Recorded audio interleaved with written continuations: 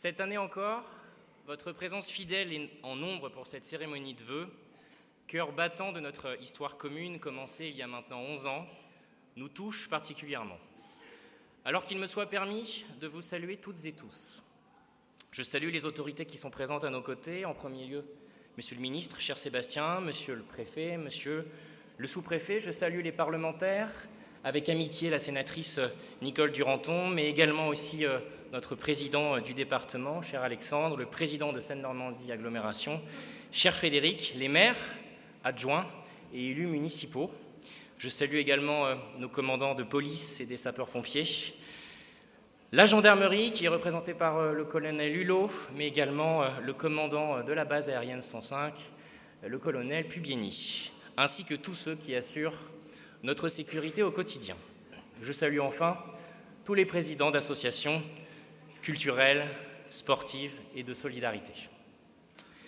Mesdames et messieurs, cette année, nous aurions toutes les raisons de la regarder avec inquiétude, parce que la situation du monde nous alarme, parce que près de chez nous, au bout du monde, les images des catastrophes naturelles nous rappellent notre fragilité et nos faiblesses, parce que le poids des extrêmes n'a jamais été aussi élevé dans les urnes ou au Parlement, sans que cela ne se traduise, pour le moment, par un sursaut massif de responsabilité. Les prochains mois, les prochaines années vont nous mettre à rude épreuve. Notre économie nationale est fragilisée, nos finances publiques sont en grande tension, le changement climatique s'accélère. Toutes ces menaces nous renvoient à un impératif. Plus le pays doute, plus Vernon doit être notre certitude. Face à tout cela, notre devoir d'élus locaux n'en est que plus grand. Face à cela, le rôle d'un maire, d'une collectivité, c'est avant tout d'agir avec obligation. Ce devoir, c'est d'abord nous efforcer de préserver et de protéger Vernon, de poursuivre les transitions nécessaires et de renforcer nos liens de proximité et de solidarité dans les moments que nous sommes en train de traverser. Nous avons des atouts. Les premiers, ce sont évidemment les femmes et les hommes de ce territoire. Dans un contexte où c'est loin d'être le cas partout en France, la progression de notre population continue et maîtrisée est une chance. Les derniers chiffres nous l'ont récemment rappelé. En 2022, Vernon comptait 25 417 habitants. Nous revenons donc à la période faste des années 90, début des années 2000. Or, depuis 2009, notre commune ne faisait que perdre des habitants. Cette perte, c'était à la fois le signe d'une mécanique touchant toutes les villes moyennes de France, mais aussi celle d'un échec politique. Il fallait donc rendre notre ville attractive, et aujourd'hui, non seulement nous avons développé cette attractivité, mais nous sommes devenus la commune la plus dynamique du département, et sans doute de Normandie, en toute modestie, bien sûr.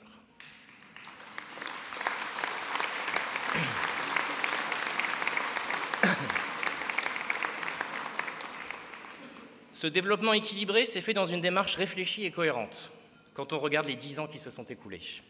Nous avons lancé immédiatement la dynamisation de notre économie locale, avec notamment la reconversion de nos friches industrielles et militaires, campus de l'espace, écoquartier Fieschi, et bientôt, le cinéma sur le terrain de l'ancienne papeterie. Ces travaux, nous les avons conjugués à une politique ambitieuse en faveur de l'installation des entreprises au niveau de la ville et de l'agglomération. Et à nouveau, les chiffres sont là.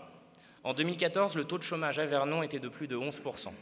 Aujourd'hui, il est de 7,6%, une baisse plus rapide que celle constatée à l'échelle nationale. Plus encore, Vernon comptait 1379 entreprises en 2014. Elle en compte désormais plus de 2000. Que les choses soient très claires, à travers ce constat, je souhaite ici rendre cet hommage à tous ceux qui, dans cette salle, ont créé de l'emploi. Les élus créent le cadre dans lequel tout cela arrive. Ce ne sont pas les élus qui créent les emplois. Et je voulais évidemment le souligner parce que davantage d'habitants et d'entreprises, cela veut dire aussi davantage de marge de manœuvre, même si cela nous place face à plusieurs défis. Le plus important de ces défis, c'est préserver, valoriser, sublimer notre patrimoine commun. Votre patrimoine à vous tous qui êtes là aujourd'hui, notre ville, Vernon. Pour cela, nous disons oui à la proximité, mais pas au détriment de la vision. Oui au terrain, mais pas au détriment des dossiers. Oui à la relation avec les habitants, mais pas au détriment de la technique. Oui à la transformation, mais soucieuse de notre histoire, de notre identité. Oui à la préservation, mais sans bloquer l'attractivité. Aujourd'hui, ma conviction est claire. Le plus beau de Vernon, sa grandeur, son rayonnement, ne sont pas derrière nous. Je m'adresse aussi aux partisans inlassables du Vernon, c'était mieux avant. Sans Vernon, ça marche aussi parce que c'est souvent les mêmes. Ceux pour qui tout changement est une perte. Ceux pour qui toute évolution est une trahison. Visiblement, le monde change.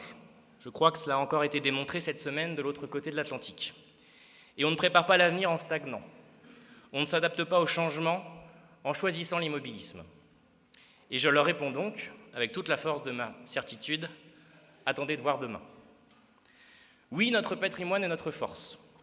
Tel que je le conçois, ce patrimoine reflète 3 éléments. Le patrimoine humain, le patrimoine foncier et le patrimoine naturel. Le patrimoine foncier, c'est la valeur de notre ville, déterminée par notre attractivité économique et commerçante. Le patrimoine environnemental, c'est notre cadre de vie, nos espaces naturels et notre biodiversité.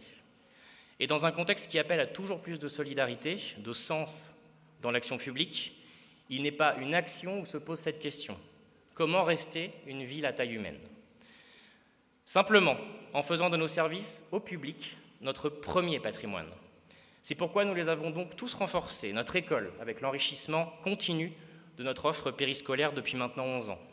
Notre vie culturelle et événementielle qui a explosé ces dernières années, avec de nouvelles animations pour tous les publics, dans tous les quartiers, et croyez-moi, on a encore plein d'idées. C'est notre solidarité aussi que nous avons décuplée auprès de nos seniors, avec de nouveaux programmes d'activité, des repas tout au long de l'année et un transport individualisé.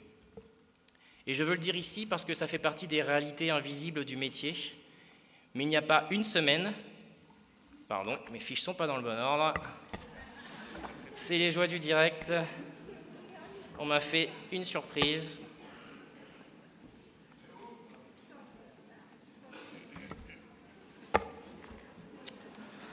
J'essaye de copier François Bayrou.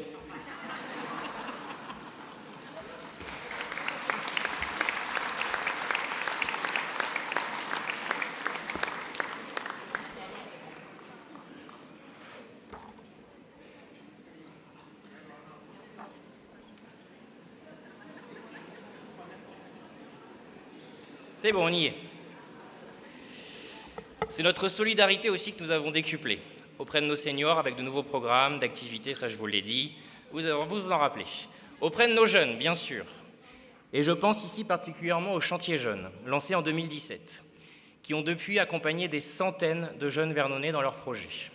Et hier soir encore, ici, je remettais leur carte électorale à nos jeunes majeurs, à l'occasion d'une cérémonie officielle marquant leurs premiers pas de citoyens. Bon, une fois que je vous ai dit tout ça, je ne peux pas parler de patrimoine humain, de services publics, sans vous parler de santé. Notre ville manque de médecins, nous le savons. Sur ce sujet, j'aimerais d'ailleurs répondre à tous ces grands experts qui s'improvisent ministres de la Santé quand il s'agit de critiquer notre ville et même notre hôpital, dont je salue la direction générale et tout le personnel ici. Quelle que soit la formule magique qu'ils ont imaginée pour faire apparaître des médecins à Vernon, on y a souvent pensé, parfois expérimenté, elle ne marche pas. Je dirige une mairie, hélas, pas une faculté de médecine. Et vous le savez, l'installation est libre, tout comme les départs en retraite de nos illustres médecins qui ont énormément donné et qui ont donc le droit au repos, mais qui, hélas, n'ont pas toujours trouvé de successeurs pour les remplacer. Vernon est dans un contexte de tension nationale et départementale. Je mesure toutes les difficultés et toutes les angoisses que cela représente pour vous au quotidien. Et je veux le dire ici parce que ça fait partie des réalités invisibles du métier, mais il n'y a pas une semaine depuis 11 ans où nous ne nous battons pas contre ce fléau. Il n'y a pas une semaine où nos services ne sont pas mobilisés sur le sujet pour démarcher, attirer, séduire, négocier, élaborer de nouveaux financements, de nouveaux dispositifs. Il faut quand même le dire, nous avons eu des victoires collectives. Nous aurons de nouvelles installations de médecins généralistes dans les mois qui viennent. Le centre de santé de Vernonnet, installé en 2023, grâce au département, a accueilli l'année dernière plus de 3000 patients. La maison de santé de Saint-Marcel, que nous avons inaugurée en 2024, compte aujourd'hui déjà 16 professionnels de santé et va progressivement monter en puissance dans les mois qui viennent. Notre offre en dentaire a également récemment grandi, avec 2 centres ouverts en 2024 et 2 nouveaux en 2025. Notre hôpital enfin se redresse. Nous avons investi massivement avec l'État et le département pour engager des mutations profondes. Nous continuons de recruter des praticiens, 32 en 2024, qui viennent compléter une équipe de soignants exceptionnelle. Je pense ici en particulier à la maternité de Vernon, qui se hisse en 12e position sur 393 maternités françaises au classement des meilleurs établissements de santé d'un hebdomadaire national, Le Point.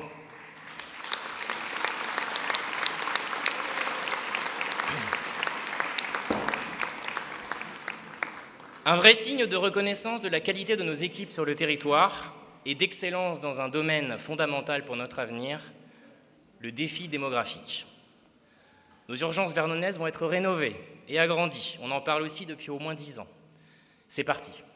Notre EHPAD Auguste Ridoux va être intégralement transformé pour être plus accueillant et encore plus humain. Est-ce que c'est suffisant? Non.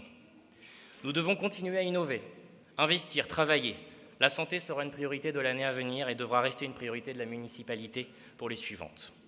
Ce travail, nous le faisons en équipe, avec le département et son plan santé, cher Alexandre. Je sais que tu continueras à veiller sur Vernon grâce à mes nombreuses sollicitations, comme encore cette semaine, mais aussi avec Seine-Normandie Agglomération, cher Frédéric, et évidemment la région Normandie. Nous laissons le flou aux commentateurs professionnels pour garder le travail de fond. Certes, moins spectaculaire qu'un tweet, un post ou un courrier sentencieux, mais tellement plus sérieux, respectueux de vos attentes et de votre intelligence. Notre patrimoine humain, c'est aussi votre vie associative, et je veux avoir un mot particulier pour l'ensemble de nos bénévoles. Avec 450 structures référencées dans tous les domaines, nous avons l'un des tissus associatifs les plus denses et les plus riches de la région. Ces associations, sportives ou culturelles, c'est tout ce qui donne un peu plus de densité à la vie. Qu'elles soient là pour nous permettre de nous évader à l'espace Philippe-Auguste, au musée Blanche-Hocher des Monnaies ou sur les multiples terrains de Vernonnet. Nous faire vibrer par le spectacle vivant ou porter les couleurs de notre ville, qu'il s'agisse des associations d'entraide, de soutien aux plus démunis, de défense de notre patrimoine ou de transmission de notre mémoire. C'est ce qui permet à chacun de pouvoir vivre sa passion, de trouver ou de rencontrer des femmes et des hommes avec lesquels il aura quelque chose à partager et à construire. C'est pour cela que nous les avons mis à l'honneur lors des assises de la vie associative. C'est ça, une ville à taille humaine. Après 11 ans, le patrimoine humain de Vernon a gagné. Notre ville est plus belle, plus vivante, plus solidaire et plus sûre. Mon sujet est simple. Est-ce que l'on vit mieux à Vernon en 2025 qu'en 2014? Vous y répondrez l'année prochaine. Notre patrimoine humain, c'est aussi celui des femmes et des hommes qui, chaque jour, s'engagent au service de notre sécurité. Une mission plus que jamais essentielle dans une société où nous voyons tous les incivilités prospérer. Elle a toujours été l'une de nos priorités, parce que je considère que c'est la mère de toutes les libertés. Le danger du quotidien, c'est le poison qui rend toutes nos libertés invivables. Nous avons donc immédiatement mis les moyens. Cette fermeté, autant dans les paroles que dans les actes, porte ses fruits. Je voudrais saluer le travail des forces de l'ordre, eux qui, avec nos pompiers, ont encore sauvé des vies vernonnaises cette année, et je vous demanderai ensemble que nous les applaudissions.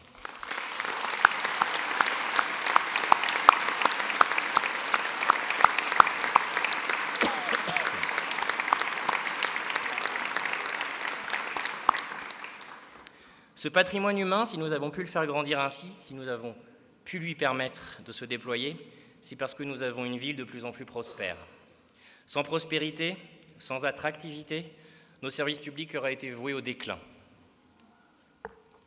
C'est là qu'intervient la notion de patrimoine foncier, c'est-à-dire la richesse, la valeur de notre ville, la valeur de vos biens. Je l'évoquais au début de mon intervention, nous avons retrouvé un dynamisme économique à Vernon. Mais ça n'aurait pas pu se faire sans transformer notre ville. On ne peut pas avoir une économie du XXIe siècle dans une commune restée bloquée dans les années 70. Cela ne pouvait commencer que par son centre-ville, qui est par définition le centre de gravité. Si l'on veut faire venir des entreprises, de l'activité, des compétences, si l'on veut que Vernon attire, il faut que son centre de gravité soit fort et attractif. Il fallait donc repenser notre centre-ville, le verdir, l'adapter aux nouvelles mobilités, le rendre accessible, y compris aux personnes à mobilité réduite. Il fallait rénover nos rues, nos bâtiments, nos façades. Je sais que ces travaux ont fait ou font toujours polémique. Toute mutation inquiète quand elle est profonde, c'est normal. Mais on ne prépare pas l'avenir en étant timide, en faisant les choses à moitié. Je vais vous dire, je préfère une ville en travaux et qui bouge qu'une ville figée et qui stagne. C'est vrai, les travaux, c'est long. Et en plus, comme pour en rajouter, on a fait de la concertation. Ces travaux, nous les avons conduits sans entêtement, en vous consultant à chaque étape, et des adaptations sont apportées régulièrement, notamment avec le Club des commerçants, que je remercie encore pour son investissement, son écoute, et je dirais même son courage, car il est parfois plus simple d'être en opposition que dans l'action. Toute ressemblance avec une situation nationale serait bien évidemment purement fortuite. C'est pourquoi nous avons également pris le soin d'indemniser tous les commerces réellement touchés par ces travaux, afin de ne jamais pénaliser qui que ce soit. Et après tous ces efforts, à nouveau, force est de constater que les résultats sont là. Oui, notre paysage commerçant évolue, à Vernon comme partout dans le pays. Mais quand on regarde bien, ces dernières années, ce sont surtout les commerces de textiles qui ont fermé, notamment les grandes enseignes nationales, qui, sous l'effet de difficultés globales, dépassent notre responsabilité. Et quand on regarde encore mieux, l'équilibre des ouvertures et des fermetures à Vernon est plus que positif. En 2024, ce sont près de 20 nouveaux commerces ouverts contre moins d'une dizaine fermés. Le taux de vacances commerciales des villes moyennes françaises est de près de 14%. À Vernon, il est de 9%.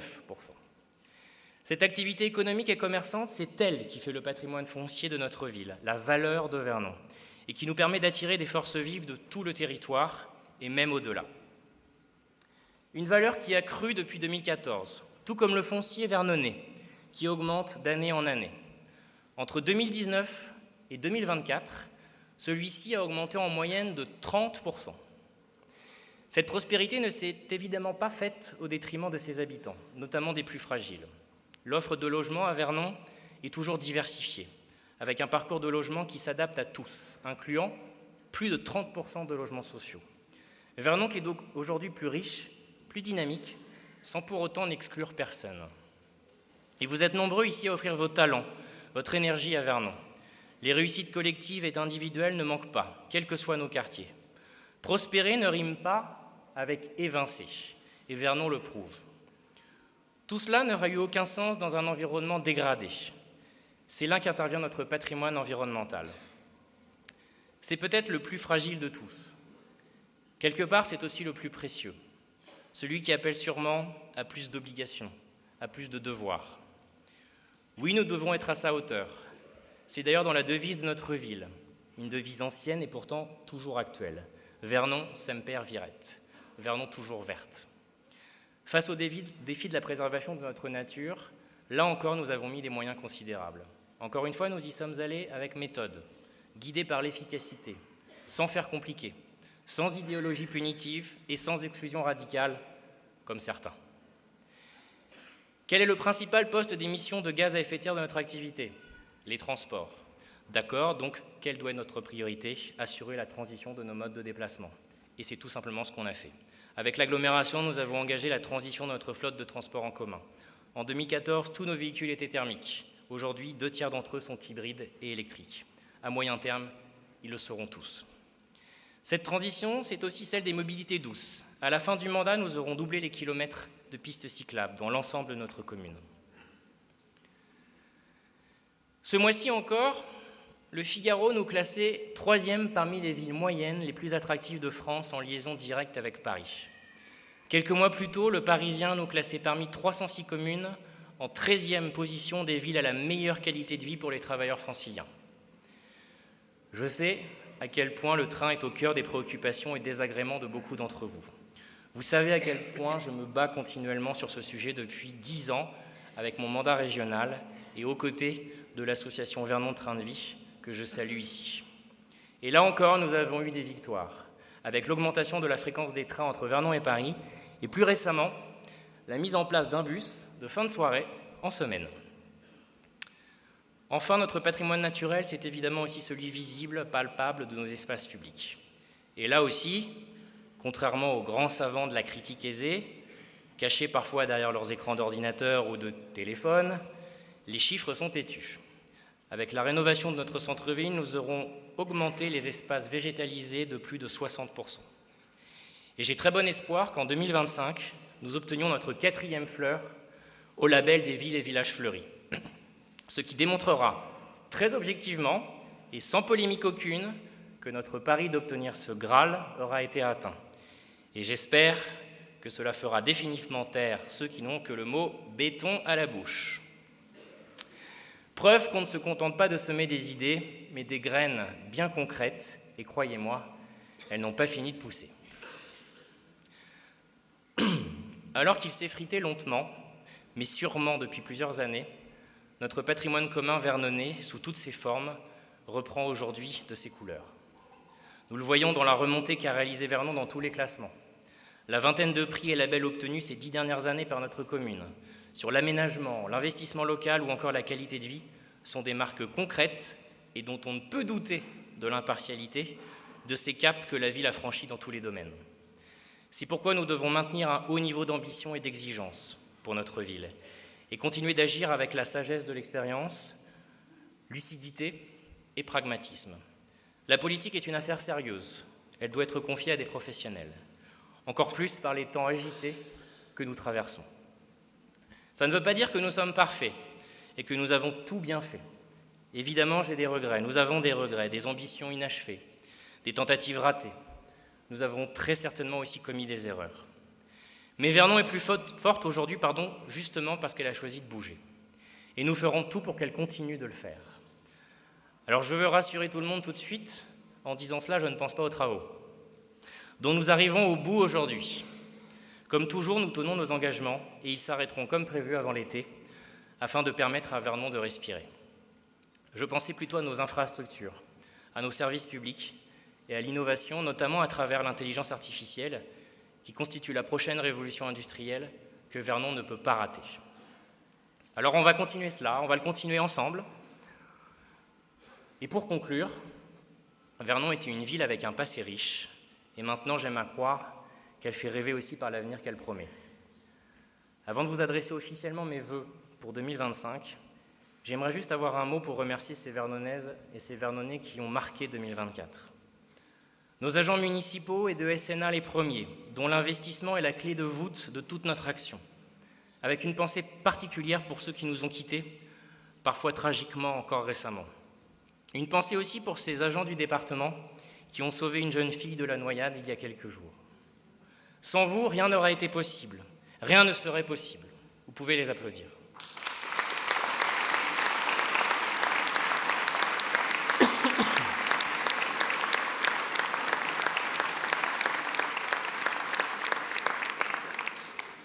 Nos personnels soignants également, qui ont une fois encore été largement sollicités cette année et dont la résilience et l'efficacité ont été exemplaires.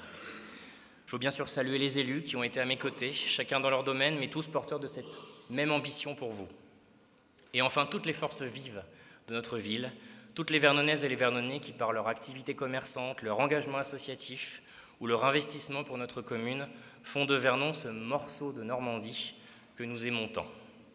À chacun de vous, je veux vous souhaiter de réaliser vos projets, vos aspirations, vos passions et de les réussir.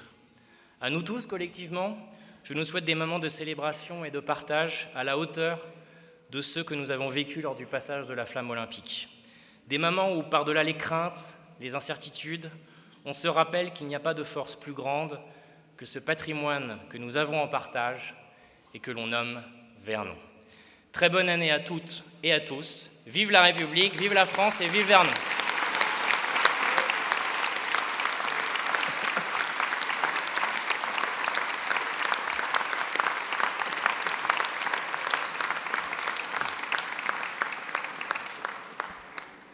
Bien, bravo François pour cette imitation de François Bayrou, absolument remarquable. Et après tout, à chaque changement de Premier ministre, il faut bien qu'il y ait le nom d'un Vernonnais qui circule. Donc, c'est assez prometteur pour l'avenir. 11e année que nous nous présentons devant vous pour cette traditionnelle cérémonie de vœux, après vous les avoir souhaités et formulés individuellement en serrant quasiment les mains de l'intégralité des personnalités ici rassemblées. Ça nous fait évidemment très plaisir de vous retrouver. Parmi les autorités que François a signées, il y en a un conseil qui a été oublié, c'est le conseil des jeunes. Ils sont ici. J'aimerais qu'on les applaudisse parce que ce sont nos jeunes conseillers municipaux.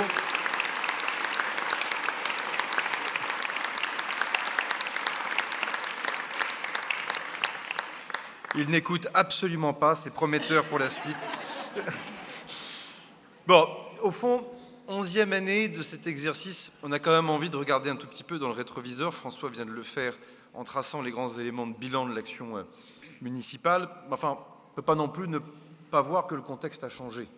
Et ne pas voir aussi que les grands éléments d'ambiance de ces 11 dernières années, de 2014, mars 2014, l'élection à la mairie, l'élection de mars 2015 pour le conseil départemental, beaucoup de choses ont changé. S'il y a bien quelque chose qui a changé, c'est malheureusement le contexte international et ce monde global dans lequel nous devons nous situer. Je pense qu'il y a 10 ans, lors de ces mêmes cérémonies de vœux, il y avait au fond une forme d'insouciance. Nous étions quasiment exclusivement dans une dynamique purement locale et bien sûr la vie politique nationale faisait son œuvre. Et puis on s'en souvient, novembre 2015, on vient de s'en souvenir à Paris, et lors des vœux de janvier 2016, le terrorisme nous avait frappés. Je me rappelle très bien cette cérémonie de vœux, c'était pas ici, c'était dans la salle Viking de l'espace Philippe-Auguste. Et là, on avait senti quand même qu'on avait bien du mal à faire des vœux purement locaux, municipaux, tellement nous étions impactés par le choc de sécurité, le choc humain épouvantable que nous avions connu. Et malheureusement, depuis maintenant plus de 10 ans, retour de la guerre évidemment aux portes de l'Europe, escalade régionale épouvantable au Proche et au Moyen-Orient, terrorisme pour le coup qui se réinstalle du Sahel jusqu'en Afghanistan, compétition entre les grandes puissances, crise du multilatéralisme et des repères du droit international, tout ce qui nous semblait absolument évident depuis la fin de la Seconde Guerre mondiale et peut-être encore plus depuis la fin de la guerre froide, fait que tout d'un coup, on voit nos enfants, on voit nos jeunes, c'est pour ça que j'ai commencé par eux, et on se dit, mais dans quel monde ils vont vivre?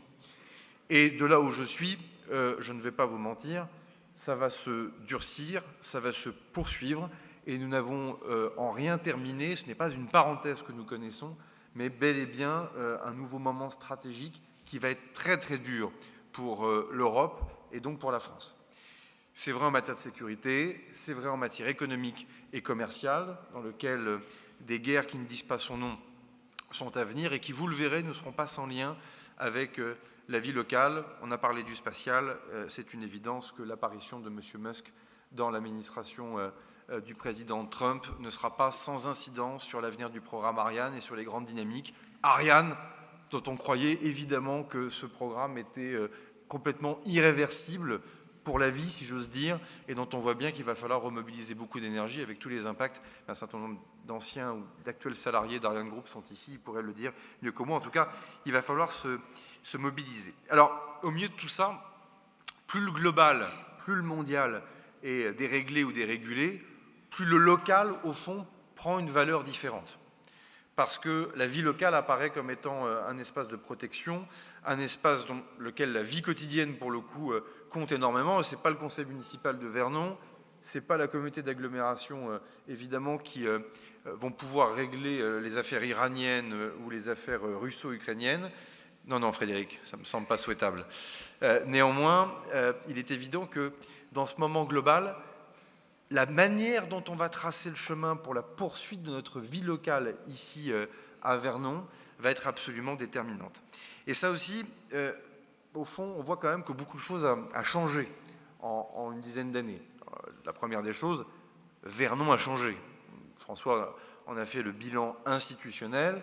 Dans d'autres cadres et d'autres lieux, dans les mois qui viendront, nous serons amenés à en faire un bilan plus politique, que vous serez les seuls, évidemment, à pouvoir juger. Mais enfin, il n'y a pas que Vernon qui a changé. La manière, au fond, le contexte dans lequel la vie locale s'installe, et la vie locale se déplie, se déploie, les agendas de transformation tels que nous les avons impulsés depuis 2014, on voit bien que rien n'est comme avant. La première rupture, et Alexandre Assert, comme président du conseil départemental, le sait, elle est éminemment budgétaire. Le cadre financier dans lequel nous évoluons et nous allons évoluer dans les semaines ou mois qui viennent n'ont strictement rien à voir avec celui que nous avons pu connaître singulièrement entre 2016-2017 et 2021. Et ça, c'est évidemment pour nous une obligation de se réinventer avec un dilemme: comment ne pas rompre et casser la dynamique et le mouvement qu'on a réussi à enclencher tant au niveau municipal qu'au niveau départemental, sans pour autant faire n'importe quoi avec, évidemment, l'argent du contribuable ou avec notre dette. Et c'est un débat qui est clé parce que nous avons fait un choix au département, à l'agglo et à la ville, c'est de ne pas augmenter les impôts. Alors, ça ne veut pas dire que les bases n'évoluent pas, ça ne veut pas dire que des tarifs n'évoluent pas. Mais en tant que tel, les taux d'imposition de nos collectivités n'ont pas été augmentés. Ça, je vous invite à regarder un tout petit peu autour de vous, y compris pas très loin, par exemple en regardant vers Évreux. Vous verrez que ce n'est pas le cas partout. Pareil en regardant vers les Yvelines, pareil en regardant vers la Seine-Maritime. Et ça, c'est le premier dilemme, c'est comment continuer à poursuivre notre action dans un cadre budgétaire qui est contraint. Alors, évidemment, ça nous amène à revisiter aussi un certain nombre de modèles de financement, y compris privés, de mieux aligner encore les choses avec la communauté d'agglomération, le département, monsieur le préfet, monsieur le sous-préfet, avec l'État, sans déflorer quelques annonces, mais un collègue ministre viendra bientôt sur la commune pour annoncer une très importante subvention pour notre projet de cinéma. Mais enfin, tout ça nécessite quand même encore une énergie évidemment très importante. La deuxième des choses, c'est évidemment le contexte politique a changé. Et pardon, mais vous avez changé. Vous, les électeurs, les citoyens, les contribuables, les usagers du service public. Je suis frappé de voir que entre 2014 et aujourd'hui, le rapport à la vie municipale a changé, avec un consumérisme qui est plus important, avec un degré d'impatience qui est plus important, qui est bien légitime dans les tracas que vous rencontrez au quotidien, entendons-nous bien.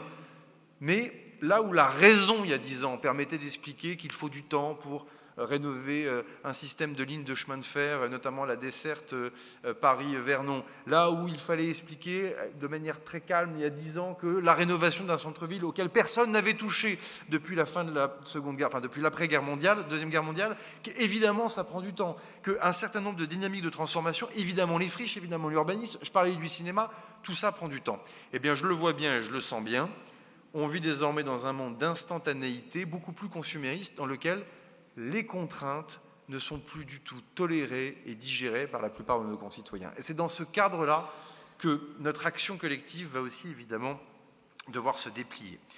Et puis, de manière aussi globale, on le voit bien, le climat a changé, y compris en matière de bienveillance.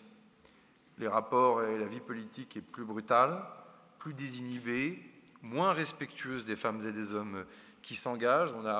On assiste de nouveau à une recrudescence de violence vis-à-vis de celles et ceux qui exercent l'autorité de l'État, portant un uniforme, vis-à-vis de celles et ceux qui portent l'écharpe bleu, blanc, rouge. Et si ce n'est pas une violence physique, c'est évidemment une violence verbale, de préférence sur les réseaux sociaux et encore plus de préférence de manière anonyme, puisqu'évidemment le courage, j'y reviendrai, n'est pas quelque chose de contagieux. Et c'est au fond dans ce cadre-là qu'il va falloir nous reprojeter pour les semaines, les mois, les années qui viennent, et essayer collectivement de se dire que dans ce monde qui se durcit, comment on essaie de faire en sorte de tenir le choc et de nous en sortir mieux que les autres. Et ça, évidemment, c'est un point qui est clé pour nous et qui doit nous amener à nous réinventer. Dernier point, le contexte économique a changé. Il y a beaucoup de chefs d'entreprise parmi vous, des salariés de boîtes de tailles diverses. Vous avez des commerçants qui sont d'ailleurs largement représentés, des acteurs du monde du tourisme, je parlais du spatial. Il est une évidence que l'incertitude dans laquelle se trouve l'Europe, pas seulement la France, contrairement à ce qu'on peut lire ici ou là, il suffit tout simplement de regarder ce qui se passe en Allemagne pour voir à quel point on a un moment économique qui est difficile, qui peut donner lieu à un durcissement, y compris social, là où plus personne ne parlait de chômage et d'emploi, François en a cité les chiffres tout à l'heure, plus personne n'en parlait, et on le voit bien que cette question-là, en plus du pouvoir d'achat et de l'inflation, va largement se réinviter dans le débat national. Bref, tout ça pour dire que on peut regarder ces 10 dernières années, mais si on cherche à se projeter dans les 10 prochaines, il faudra bien aussi comprendre que collectivement nous avons changé et que le contexte dans lequel tout cela évolue a profondément changé. Alors, après, nous aussi nous avons changé. Par définition, au bout de 10 ans, la 8e fois que je me présente devant vous lors de ces cérémonies de vœux comme membre du gouvernement. Les élections municipales sont passées par 2 fois, les élections départementales sont passées par 2 fois. Et je crois pouvoir vous dire que nous sommes toujours aussi passionnés. Et nous avons toujours cette énergie des débuts dans lequel, au fond, rien ne doit nous résister et dans lequel plus les défis sont difficiles et compliqués, plus nous avons le goût de faire, non pas tant de discourir ou de promettre, comme certains peuvent le faire, mais au contraire de nous attacher et nous atteler à avoir des résultats concrets. Et ça doit nous amener à faire preuve de lucidité. Et là, je m'adresse non pas tant à vous, mais à celles et ceux qui m'accompagnent ou qui nous accompagnent avec François sur cette estrade depuis maintenant plusieurs années. Il va nous falloir aussi, après, je le crois, le bilan objectif que François a tracé devant vous, aussi faire notre propre introspection de ce que nous avons pu rater, de ce qui a été réussi trop tard, et aussi parfois, parce que c'est toujours comme ça lorsque ça fait longtemps qu'on est aux affaires, nationalement comme localement, c'est au fond de commencer à s'accommoder du manque d'ambition et de, au fond, ramener à la baisse l'horizon que nous nous étions pourtant fixé plus haut.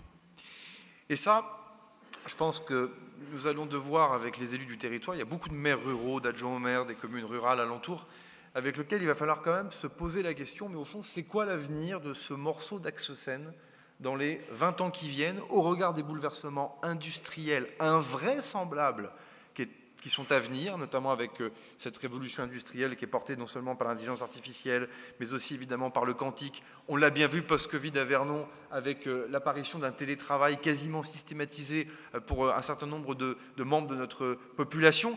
Il y a quelque chose de très brutal. Et ça veut donc dire qu'une partie de la feuille de route de 2014, heureusement que nous avons réussi à la développer, la déplier, la mettre en œuvre, sans quoi il serait trop tard aujourd'hui, mais qu'une partie aussi de cette feuille de route, au fond, peut-être, à certains égards, est caduque.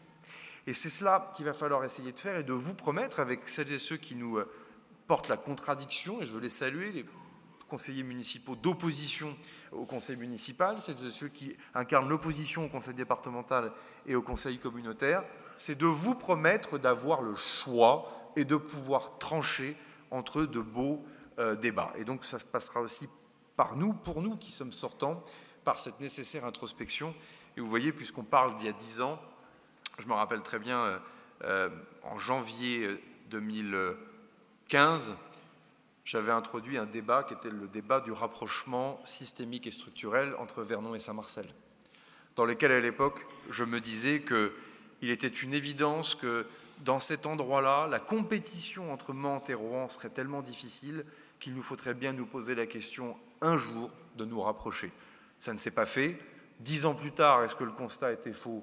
Je ne le crois pas. Est-ce qu'il faudra reposer la question, en tout cas ne pas s'interdire de s'interroger sur cette question? Je pense qu'il faudra le faire, et après, les uns et les autres trancheront. Mais ça, ce sont des débats structurels qui sont clés pour notre niveau d'ambition et qui nous empêcheront de décrocher demain, puisqu'on a vu trop de villes et trop d'agglomérations autour de nous qui ont cru que leur standard ou leur standing était acquis et qui, à un moment donné, ont connu un inexorable déclassement dont ils n'ont pas réussi à renverser la tendance. Et de cela, il faut évidemment que nous arrivions à faire quelque chose qui rende cette attractivité vernonaise retrouvée irréversible. Et je dois vous dire, au moment où je vous parle, après 10 ans, que si la dynamique est là, elle est encore très fragile.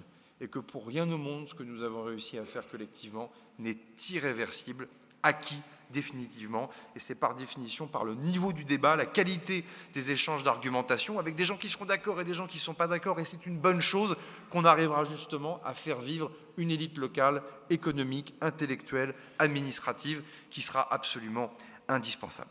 Pour conclure, puisque je me suis promis d'être plus ou moins court,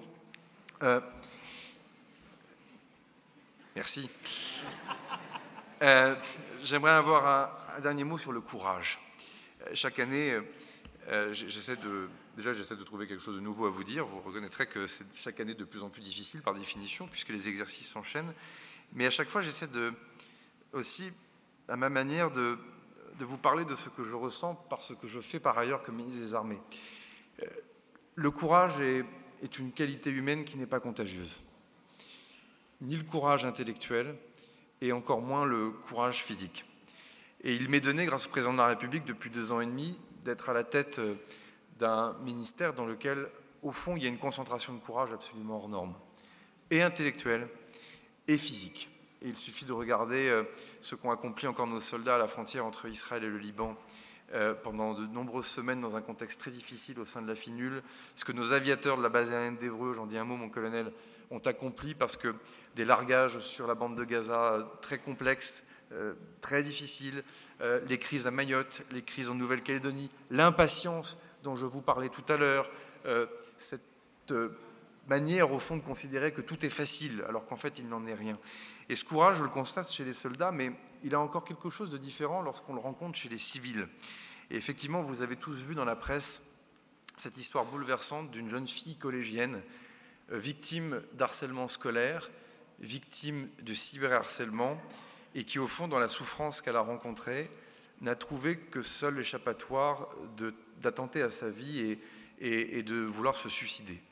Et donc, elle a choisi de sauter par-dessus le pont Clémenceau et de se jeter à la Seine en eau froide, il y a de cela maintenant quelques jours.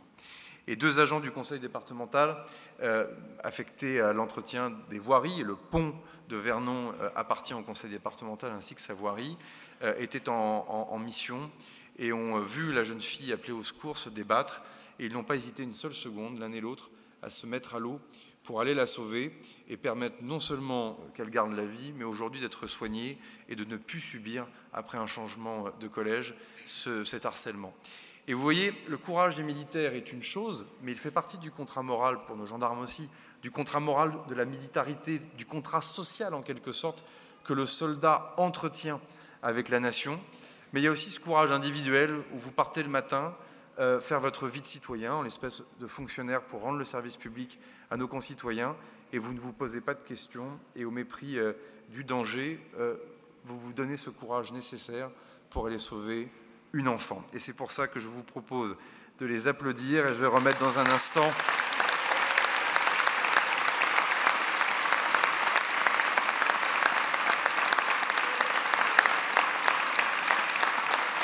approchez, Jonathan.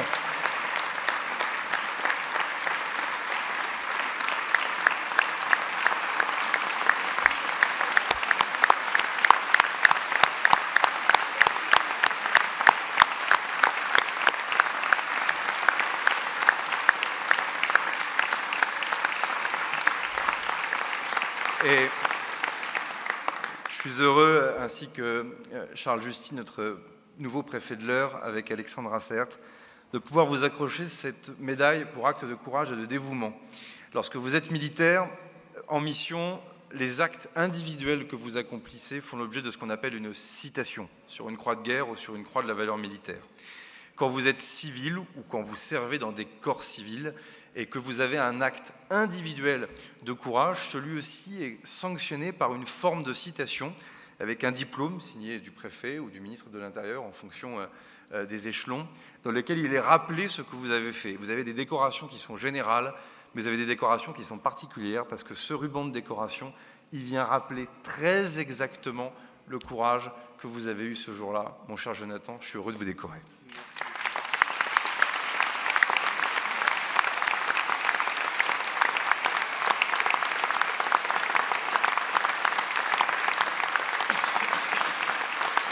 Monsieur Jonathan Maïsac, au nom du gouvernement de la République française, je vous décerne la médaille de bronze pour acte de courage et de dévouement.